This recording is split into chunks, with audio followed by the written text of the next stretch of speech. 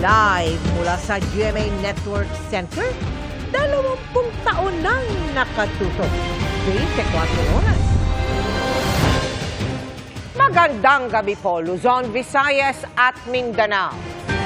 Sa huling araw ng filing, kabilang sa humabol sa paghahain ng kandidatura sa pagkasenador, si Pastor Apollo Kibuloy. Inihain niyan mismo ng kanyang abogado kahit pa may kinakaharap na patong-patong na kaso ang pastor sa Pilipinas at Amerika. Dagdag din sa listahan ng isang TV host, nagbabalik Senado, miyembro ng gabinete at iba pa. Mula pa rin sa Manila Hotel, nakatutok live si Sandra Aguinaldo. Sandra.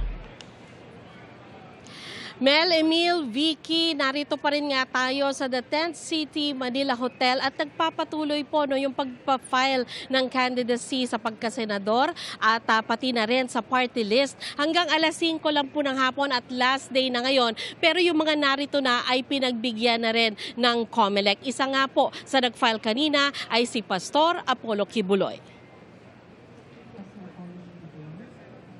Nakakulong man kaugnay ng mga kasong child abuse at human trafficking, tatakbo si Pastor Apollo Kibuloy sa pagkasenador. Pinaghain siya ng Certificate of Candidacy ng kanyang abogado sa ilalim ng Workers and Peasants Party o WPP. Paano siya magka-campaign? For Senator, we will campaign for him. The people of the Philippines will campaign for him. Tulad ng ibang aspirant, tinanggap ang kanyang Certificate of Candidacy pero wala pang kasiguruhang mailalagay ang pangalan niya sa balota. Considering na nandito na yung COC, ma'am, magbe-beg off ako na hindi muna namin sagutin kasi kung sakali man, ang question po ay aakyat talaga sa COMELEC and the COMELEC has to decide about it. Naghain din ng kandidatura para magbalik Senado si Kiko Pangilinan na sinamahan ng kanyang misis na si Sharon Cuneta. Tumatakbo siya sa ilalim ng Liberal Party. Tatakbo ring senador si Attorney Vic Rodriguez. Minsan siya naging campaign spokesperson at executive secretary ni Pangulong Bongbong Marcos. Pero nagbitiw siya sa gabinete noong 2022 matapos lang ang ilang buwan sa pwesto sa gitna ng kontrobersya noon sa sugar importation. Ngayong hapon, nag-file din ng kanyang COC ang TV host na si Willie Revillame. Nag-file din ng kandidatura sa pagkasenador sina dating Commission on Audit Commissioner Heidi Mendoza, si Sagip Party List Representative Rodante Marcoleta, Peter Jovenel Advincula, pati na sina Princess Jade Ramos, Jovelyn Aceron, Leandro Versailles Jr., Fernando Advincula, Joseph Delgado, Eric Alcantara, Rosalyn Corazol Cay, Randy Red, Romulo San Ramon, Abel Adorable, Mercedita Acopiado, Randy Restum, Emilio Chan, Deviando Biazon Sr., Roy Cabonegro, Rodolfo Basilan, Primo Aquino, Sani Domingo, Jem Domatoy, Roel Lamoste na nagpadala ng representative, Monique Solis Coquinaras, Ismael Baho. Nag-file din ang COC sa pagkasenador si Omar Tomanong, Salvador Cabalida, Eric Martinez, Francis Leo Marcos, Martin Mendoza III, Bertem Toto Cansing, Melchor Lucanias, Antonio Par, Loreto Banosan, Robert Marcos Taliano Tagian, Faith Ugsad, Wilfredo Red, Edmundo Rubi, Patrick Artajo, Rafael Chico, Romeo Macaraig, Shirley Quachin, Subair Mustafa, Celeste Aguilar, Sani Pimentel, Enrico Olonan, Ricarda Arguelles at Willie Ricablanca. Sinabi naman ng COMELEC na nag-withdraw na si Defense Secretary Delfin Lorenzana ng kanyang COC matapos i-file ito kahapon. Ayon sa COMELEC, sasalain nila ang mga nag-file ng COC gaya ng mga napatawa ng perpetual disqualification to hold public office.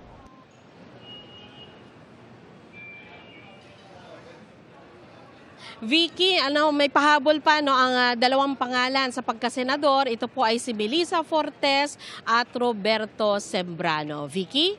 Sandra, sa pagtatapos ng deadline sa COC filing, ilan na yung lahat-lahat itong mga senatorial aspirant na naghain ng COC? Vicky, sa araw na ito, no, base sa ating bilang, yung pagtatrack natin sa mga nagpa-file ng COC dito sa Manila Hotel, ay may 56 na nag-file po ngayong araw. At ang total number po so far sa ating count ay 184 na yung nag-file. Pero yan po ay antabayanan pa natin yung official na listahan na ilalabas ng COMELEC maya-maya lamang. Vicky? So Sandra, kailan ilalabas ng COMELEC itong mga pangalan na makikita natin sa balota? Vicky, ang pinapaliwanag sa atin ng COMELEC kanina ay meron tayong proseso na kailangan pagdaanan na kung saan in 2 weeks time daw ay magkakaroon ng pag-publish nitong mga pangalan nila. Pero hindi pa yan nasala, Vicky, at pagkatapos yan ay may pagdadaan ng proseso kung saan naman maaring masala pa ito at sa Disyembre po lalabas yung listahan na yan. Vicky, nais ko lamang idagdag base dun sa katanungan mo kanina na base po sa datos na kinalap ng GMA Integrated News Research ay kabilang sa mga nag-file po ang 7 electionist senators, 6 na former senators, 7 congressman, 1 mayor at 1 cabinet secretary. So makikita mo, Vicky, na iba't iba talaga yung background nung mga nagsipag-file ng COC dito sa mula October 1 hanggang 8. Vicky? Alright, maraming salamat sa iyo, Sandra Aguinaldo. Binawi na ni Alice Go ang naunang pahayag ng kanyang kampo na muli siyang tatakbo sa pagkaalkalde ng Bamban-Tarlac. Aligasyon naman ng kaselda ng isang umano'y Chinese spy, gobyerno ng China ang nag-ayos ng pagpasok ni Go sa politika dito sa Pilipinas. Nakatutok live si Mav Gonzalez. Mav? Mel, mahigit 8 oras na at nagpapatuloy pa rin ang pagdinig ng Senado ukol dito sa mga iligal na pogo, pati pa rin sa posible umanong pagkakasanggot ni Alice Go sa Communist Party of China. Higit pa sa umunoy pagiging Chinese spy ni Alice Go ang natuklasan ng Senado nang subukang makausap ang nagbulgar nito sa isang Al Jazeera documentary na si Xie Zhijiang. Hindi man napagbigyan dahil walang pwedeng kumausap at dumiretso sa kanya ayon sa kumpanya ni Xie. Natunto naman ng opisina ni Senadora Risa Hontiveros ang dating kaselda ng self-confessed Chinese spy. Nakapag-touch base kami kay Wang Fugue na siyang dating kasama sa selda ni Xie Zhijiang at may hawak ng lahat ng files niya. Kasama, di umano, ang files ni Guo Huaping. Sabi ng Chinese national na si Wang Fugue, 1.5 taon silang magkaselda ni Xie at naging malapit na magkaibigan. Nagkaroon daw siya ng access sa mga dokumentong hawak nito. Ayon kay Wang, Chinese spy umano si Alice Go o Guo Huaping. 郭华平并不是什么特殊的，只是正好有一份他的国安背景的资料在里面。 Pero ang bagong ibinulgar niya, mismong gobyerno ng China ang nag-ayos ng pagpasok sa politika ni Go. 郭华平的竞选本身就是中共国安安排的，佘志良先生的经历也是有相似的。 Hindi naman masagot ni Wang kung sangkot din ang pamilya Go, pero may kaugnayan umano ang pogo at scamming business sa pangi-espiya ng China.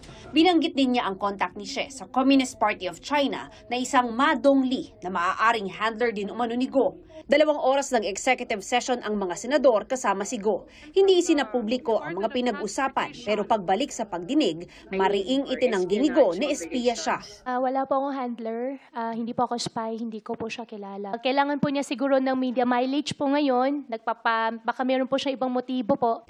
Sabi ng National Intelligence Coordinating Agency o NICA, may mga pagkakapareho sa sitwasyon ni Go at Xie. They were practically plucked out of obscurity. And they suddenly become awash with cash, which allowed them to foray into business and eventually, in the case of Ms. Guo Huaping, even a foray into politics. They are able to penetrate various agencies of government, undermine various systems existing within our country. Base sa records ng Bureau of Immigration, tigmahigit 20 beses pumasok sa Pilipinas sina Xie at Ma Dongli. Si Mr. Xie nakulong sa Thailand for the same crimes, no? Human trafficking, scamming. Ma Dongli is a partner of Mr. She in the Yatay Myanmar company which operates yung Pogo Hub sa Myanmar. No? Yes po, Your Honor. Nagpatulong na si Hontiveros sa Department of Foreign Affairs para makausap ng komite si She. I have persuasive information that the file of at least one young brother is with She, conforming that young brother as a foreign agent. Mukhang yung buong gobyerno natin, hindi lang kami sa legislature, kayo po sa executive, may makukuhang importanteng impormasyon. Dahil naman sa alegasyong Chinese spy umano si Go, naghain na si Senador Jinggoy Estrada ng panukalang paigtingin ng espionage law.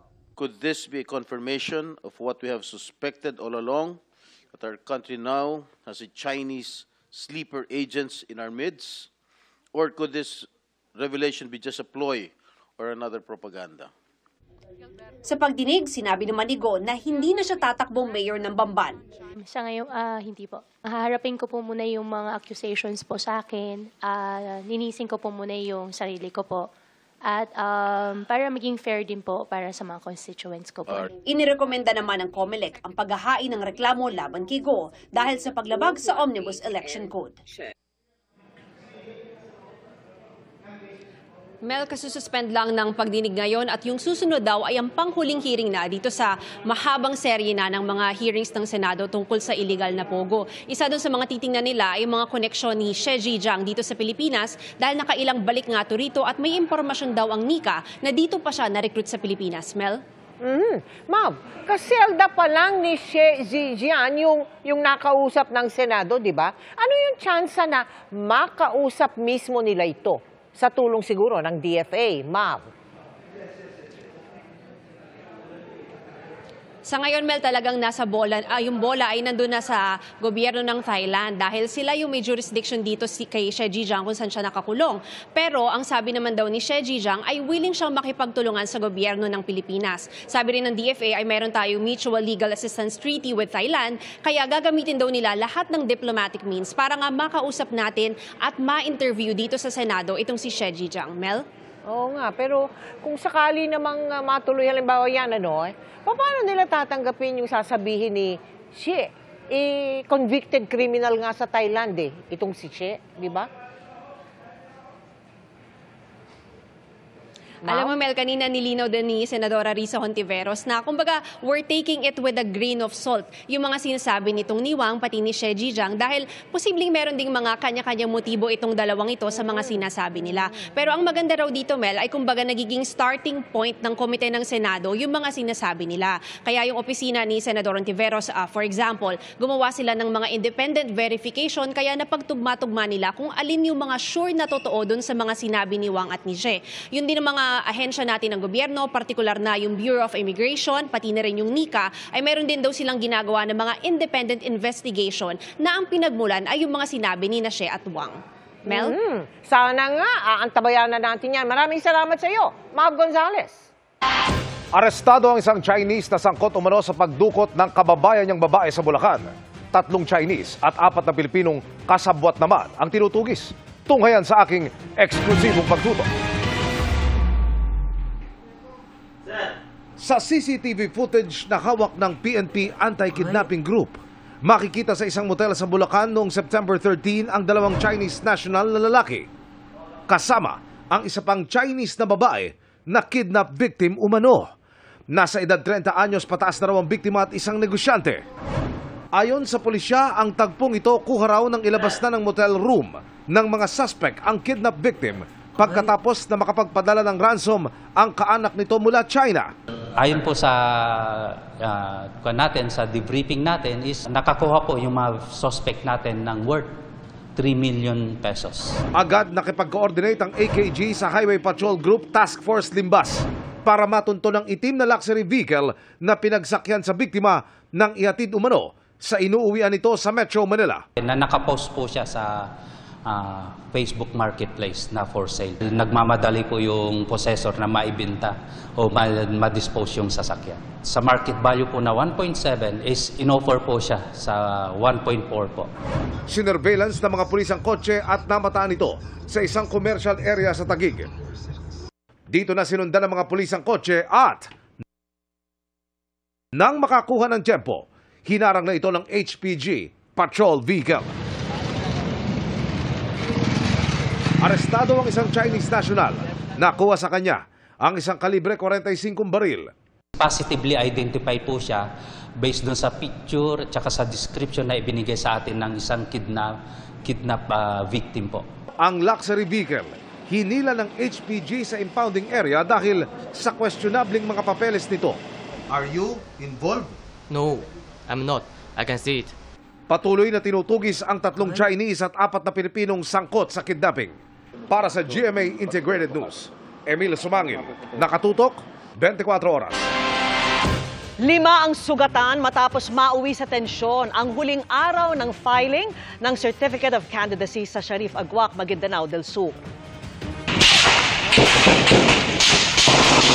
Sunod-sunod na putok ng baril ang umalingaw-ngaw sa Municipal Hall sa Sharif Agwak. Meron ding mga nagbatuhan. Ayon sa pulisya, may nagtimbre umano sa kanila na mayroong standing warrant of arrest ang isang vice mayoral candidate. Sandaling isinailalim ito sa questioning pero hindi tumugma ang pangalan na iniuugnay sa kanya. Nang maghahain na sana ng COC ay napag-alamang tanging Certificate of Nomination lang at hindi COC ang dala niya at ang kasama. Sumiklab ang tensyon nang makarating sa mga taga-suporta na hindi makakahain ng kandidatura ang naturang aspiring candidates. Isa sa mga sugatan ang nasa critical ngayong kondisyon. Bago matapos ang cut-off, sinabi ng COMELEC na nakapaghain naman ng COC ang mga naturang kandidato. Mainit din ang tapatan sa ilang lokal na pamahalaan.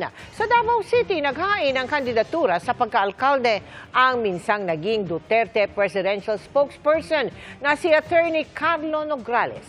Kung walang aatras, magtatapat sa mayoral race sina Nograles at si dating Pangulong Rodrigo Duterte na naunang naghain ng Certificate of Candidacy sa parehong posisyon kahapon. Bago ang COC filing, nagbitiw sa posisyon bilang Civil Service Commission Chairperson si Nograles kahapon. Bukod sa dalawa, magtatapat din ang kapatid ni Nograles na si Margarita Ignacia at ang anak ni Duterte na si Pulong sa pagkakinatawan ng unang distrito ng Davao City.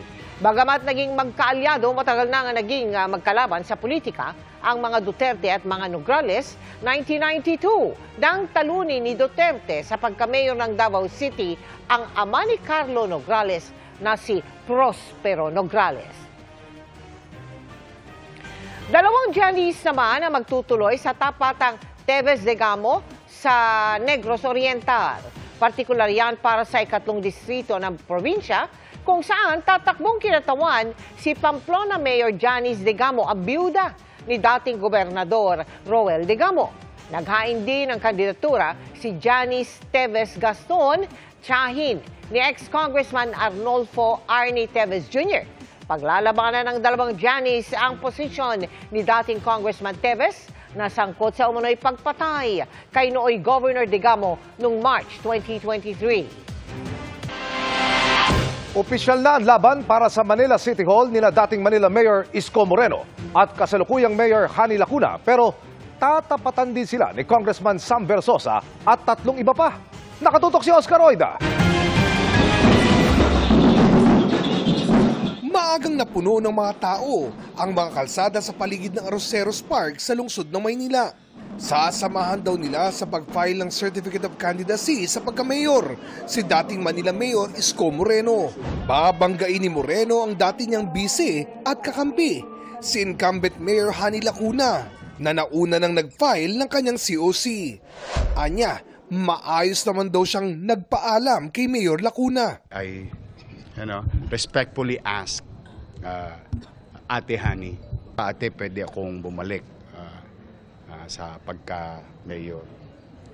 And swiftly, she answered, no, I'm running for re-election. And, you know, siyempre, ayoko naman siyempre, nakaupo naman siya. Siya yung nakaupo. Karapatan naman din niya yun.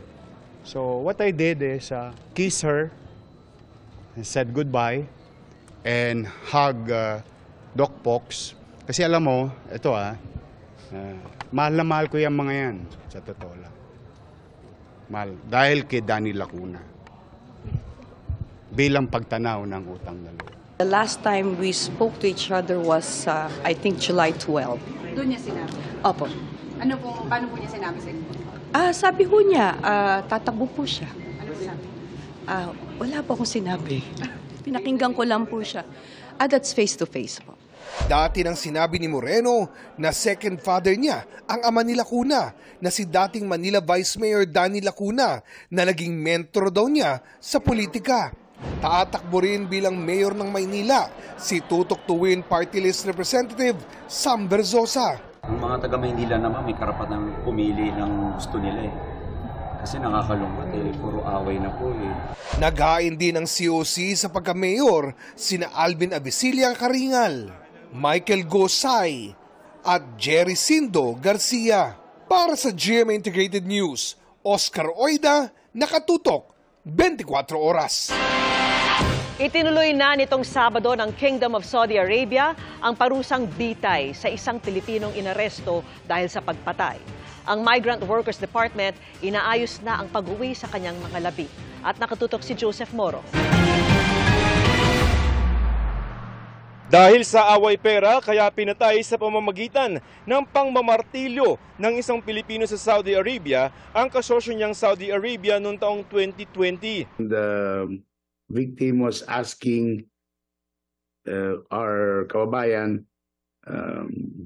for his share in the profits or something, and they had a money dispute, and that led to the confrontation. Pleaded guilty to the crime. Tinangka pa raw niyang ipadala sa Pilipinas ang labi ng biktima pero nahuli lamang sa pantalan. Sinintensyahan siya ng bitay noong 2022. Pero napospone niya noong 2023 dahil sa sulat ni Pangulong Bongbong Marcos sa hari ng Saudi Arabia. Gayunman, itinuloy nitong Sabado ang pagbitay sa Pilipino sa pamamagitan ng kisas o retribution. The eye for an eye in a sense. If you kill somebody, kisas means you will also be executed. Alinsunod sa hiling ng pamilya ay hindi na siya pinangalanan. Ayon sa DFA, ginawa ng gobyerno ang lahat tulad ng pag-alok ng blood money para sa kapatawaran ng biktima ng pamilya. Tumanggi ang pamilya ng biktima na harapin ang kinatawa ng Pilipinas at tinanggihan naman ng Pilipino ang alok na makita ang pamilya niya sa huling pagkakataon. Our thoughts and prayers are with them. We will... there is nothing that one can do to make it whole, but we will do our best. Kahit ang gobyerno ng Saudi ay humanap ng paraan kung kaya pang maisalba ang buhay ng Pilipino, pero it's a terrible tragedy and there was very little we had left to do. We had very few options left. We tried everything and for many years. And the Saudi government really tried to look and to be sure that the judgment of hanging was actually deserved. Inisakaso rin ng DFA ang 52,000 rial na sweldong hindi pa nakukuha mula sa employer nito para maibigay sa kanyang pamilya. Ayon sa Department of Migrant Workers, nakikipag-ugnayan na sila sa Department of Foreign Affairs para maiuwi ang labi ng Pilipinong binitay sa Saudi. We're assisting the family. The DMW has visited the family. I'm sure they are supportive. Sa tala ng DFA, may 9 na Pilipino pa ang nasa death row sa Saudi Arabia. 83 naman ng mga Pilipinong nasa death row sa iba't ibang bahagi ng mundo dahil sa iba't ibang kaso. Para sa GMA Integrated News, Joseph Morong, nakatutok 24 oras.